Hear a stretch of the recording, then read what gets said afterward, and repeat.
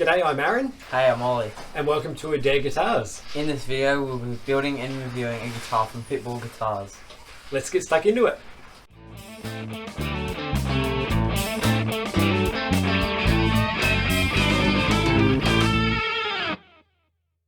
So we're going to be building this guitar for Oliver, so he's going to make all the decisions about colour and final finish and details. We've already opened the box to check it out already, but let's open it now and have a look at all the components that we've got. Sounds good. So as you've probably seen, you've already seen the guitar through the thumbnail, but we're about to unbox it and show you all the components.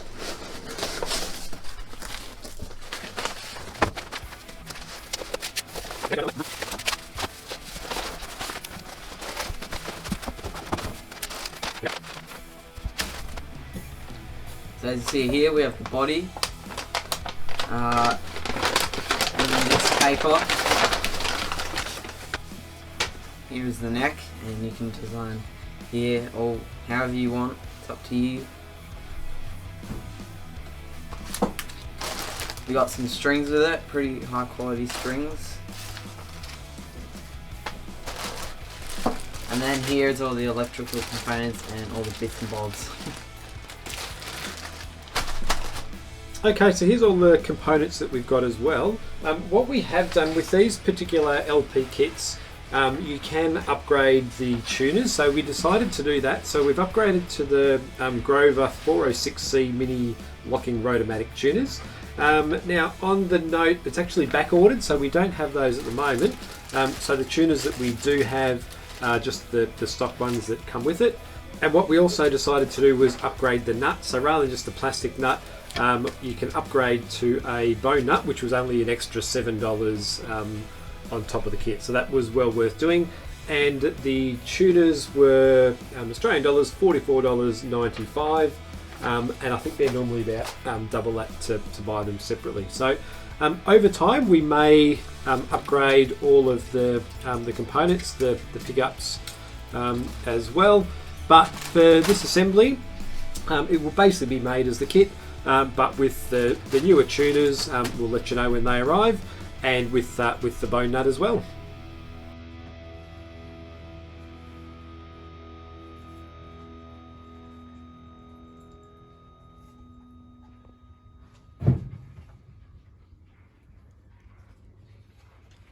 Okay, so first impressions of the body. It's a two-piece mahogany body. The joint seems pretty good. It's got the white plastic binding around the sides. There's a few little glue marks there, which won't be any bother to sand out, but that's the only sort of little blemish that I can see on it. But that should finish up really well. And first impressions of the neck, also a mahogany neck. It does have the scarf joint on the back, and it has a block that's been added on the heel just to give the extra thickness. Binding as well. I don't actually have a notch straight edge for a Gibson scale length, so I'll have to get one of those before we do the final setup. But just checking it with a ruler, with a straight ruler, and on the top of the frets, it actually is perfectly straight just from that. So that's really promising to see as well. It did say it was a rosewood fretboard. The frets feel pretty good since it's got the binding. We don't have the frets sticking out over the ends anyway. But really, look, first impressions for the body and the neck, I'm really quite impressed with it so far. So let's do a quick neck fit as well, just to see what the joint is like. And look, really, that's a great joint, nice and tight. So that really is a great fit in the neck pocket. There's a couple of tiny little gaps around the edges, but for a kit guitar, I'm really impressed with that. Do you want to give it the lift test, mate, and see if it's going to stay in? Yep, awesome. So look, first impressions of this guitar from Pitbull Guitars. Yeah, I think we're pretty happy with it. Yeah, we are. Okay, I think we're going to start on the headstock first. We need to work out the design that we want for the top and the shape that Oliver would like. Then probably a little bit of sanding on the body and neck before we glue the neck in.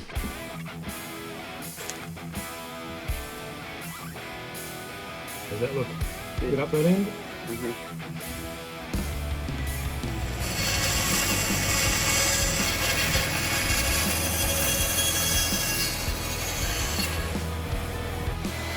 Hang on.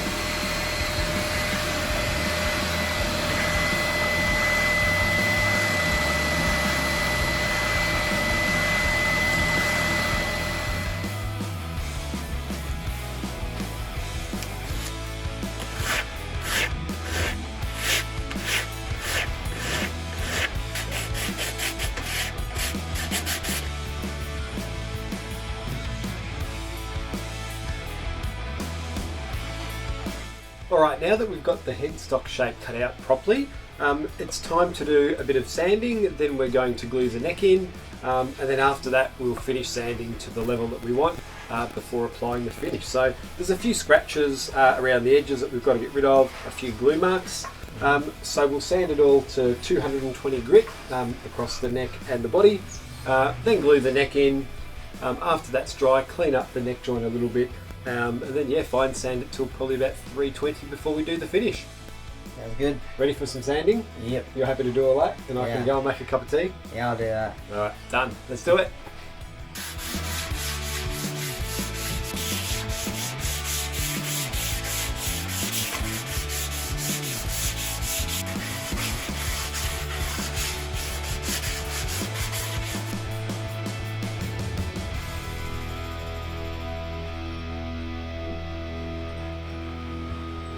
Spread that around. To the bottom, then up the sides. This side? Yep. Yep, those two sides.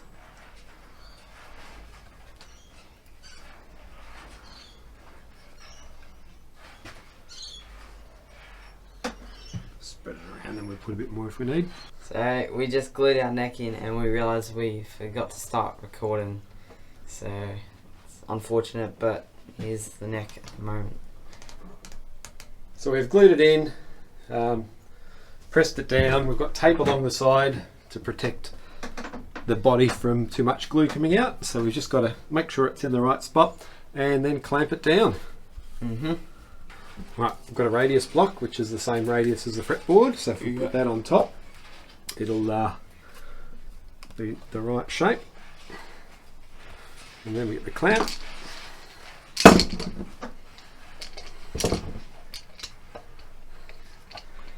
You should be right to clamp it down.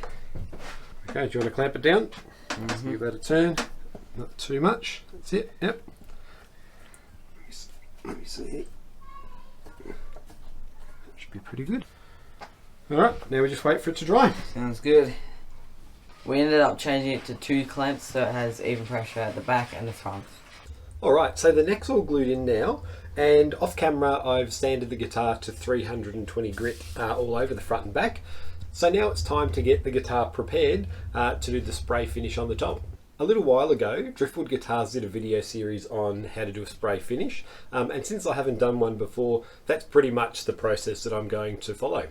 So the start of this process is giving the guitar a thorough clean with some shellite or naphtha and wiping it over with a tack cloth, and then we'll be using the Z-Epoxy finishing resin for the pore fill.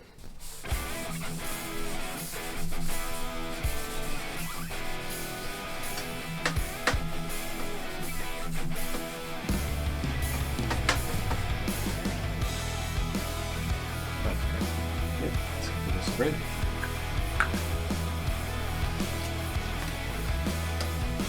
That's it.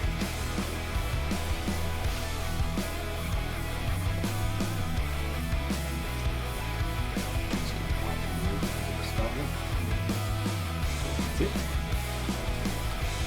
It's got to be really good one for everything. That's it.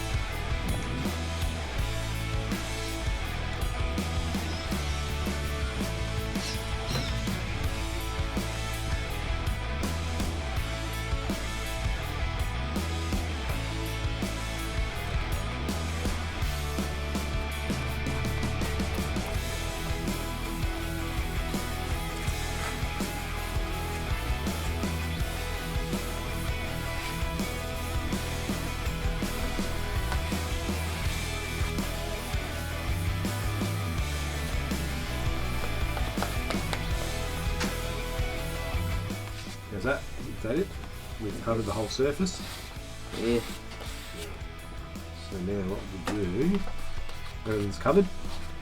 Yeah. Yep. So you keep covering, and then we're going to scrape it all off as much as we can. We just want to scrape it.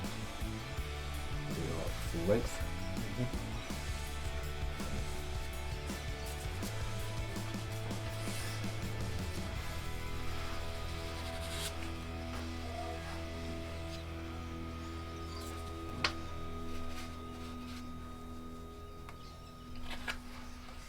Since we've scraped it off, it'd actually be quicker to dry than if it was a thick layer. So hopefully we've filled all those little holes or the pores. But if we haven't, we do another layer, and I suspect it might be safe just to do another layer tomorrow morning. Right, see anything else, or we good? Pretty good. Yes.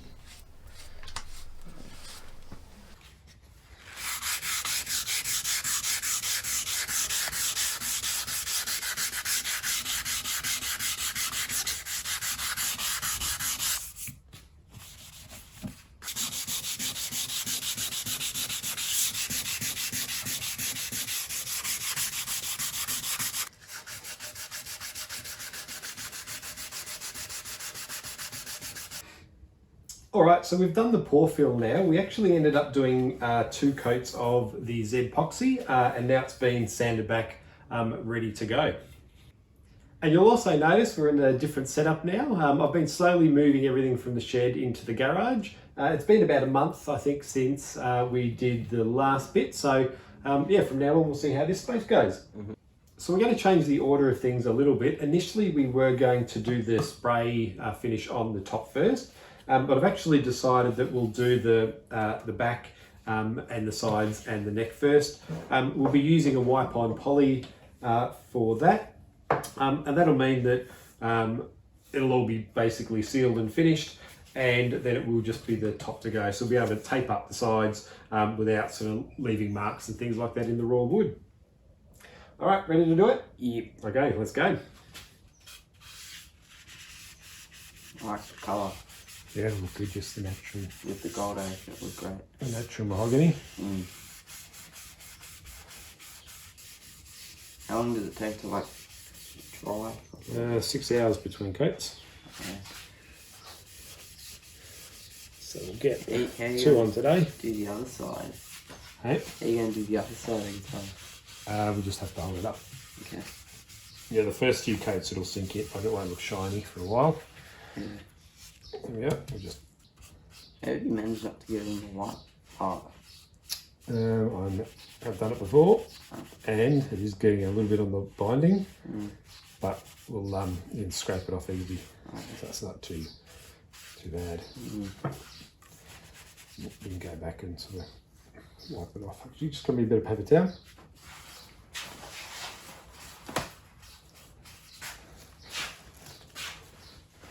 So if you sort of go back and do that, but it'll scrape off easy enough.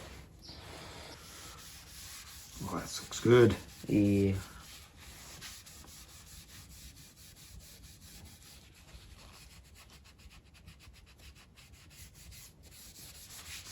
Yeah, I like doing thin layers rather than building it up too much. Yeah. At once.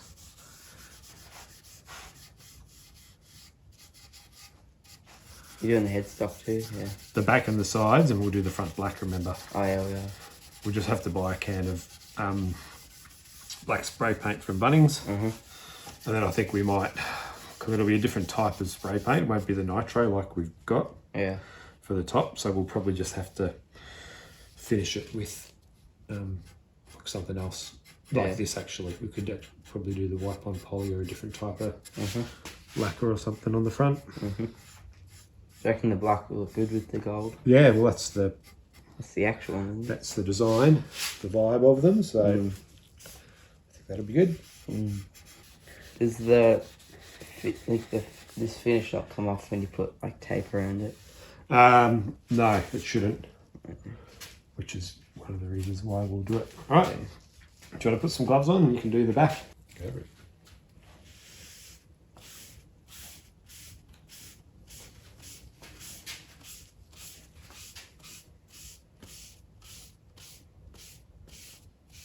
Does it matter if I get in here? Nah, that'll be fine.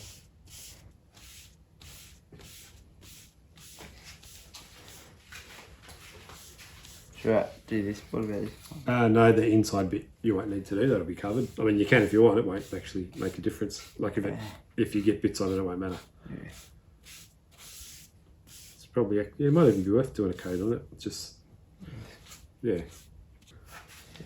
Looks good. Any other? Oh, I've missed. Yeah, just I do it around the edge maybe, like yeah, you can see over the edge. Doesn't matter if you overlap what I've already done. That makes sense. So just curl your fingers over around the edge and to the edge, yeah.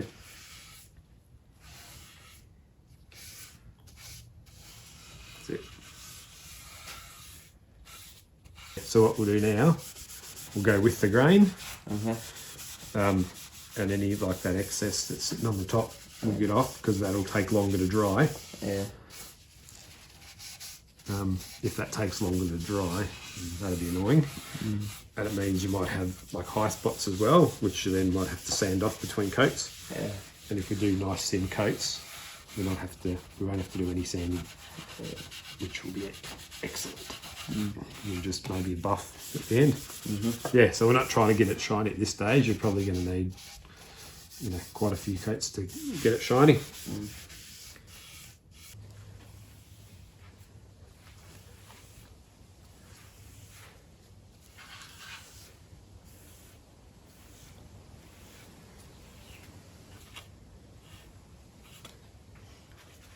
Does that look nice and shiny? Yes. I can actually see your reflection in it when you were doing it. So that is perfect, I think. Yeah. Cool. All right, we'll let that dry and then see how we go.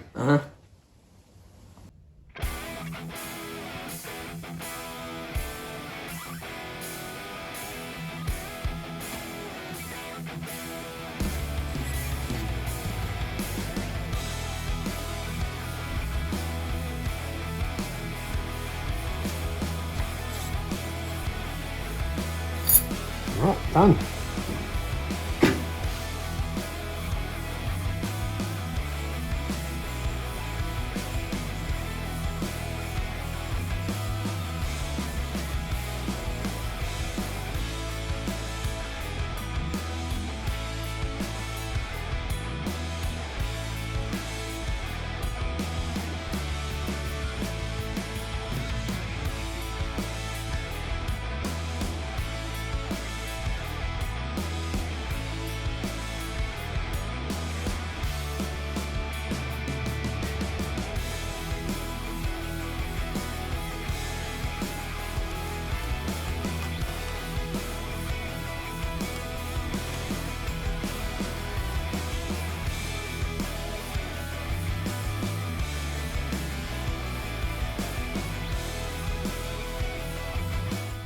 Okay, we've now finished all of the three different coats of the spray.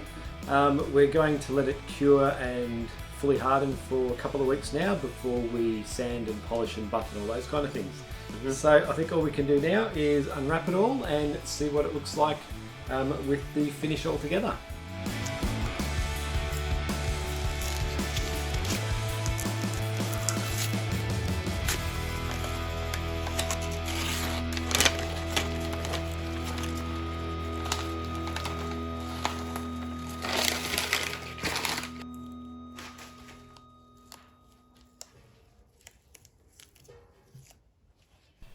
There's just a few little spots we might have to tidy up, but overall I think it turned out pretty awesome. So you can have a look.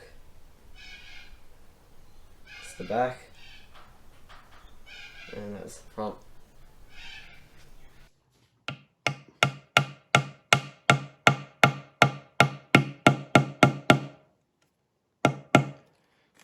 So,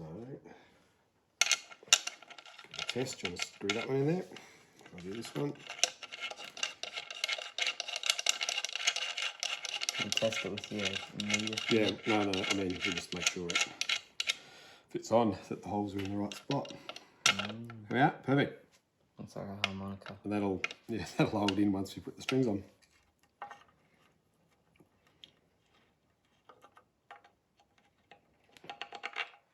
I'm gonna take the solder all then.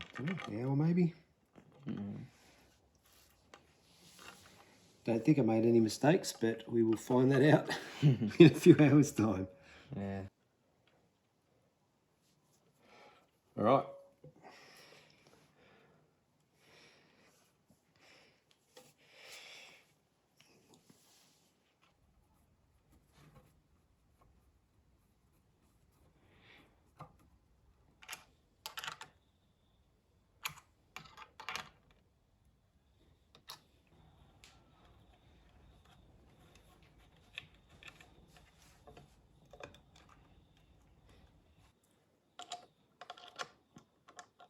perfect. Adjust the height of that. Can't take this off once it's... Nope, we will do that at the end. And then that goes like that.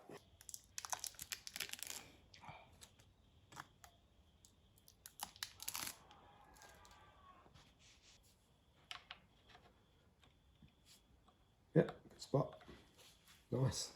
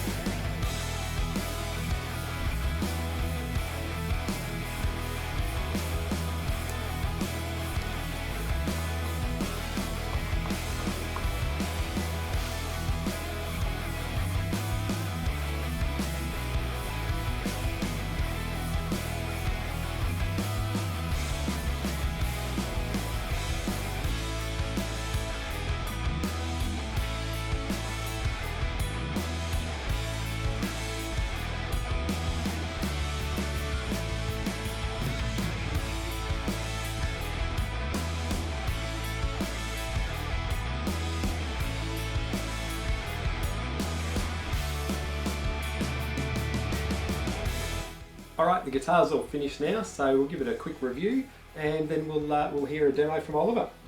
So I haven't done a fret level and dress. The frets were pretty good as they were, so that's something we can do down the track. And also the bridge height, we just sort of eyeballed it and it's working really well. And it's intonated just as it is out of the box, which is fantastic. So for a kit guitar, I must say that I'm really pleased with how it's turned out. What about you, Oliver? What do you think? Yeah, I think a lot better than I expected. Okay, so let's hear a demo now. For the demo, we're running through a Vox AC15, just through the normal channel. And for pedal effects, we've got a TC Electronics Dark Matter pedal, as well as a TC Electronics Flashback 2. And also for the demo, we're just using the microphone on the camera, so it'll give a pretty authentic room sound, hopefully. So Oliver, over to you, and let's hear what it sounds like.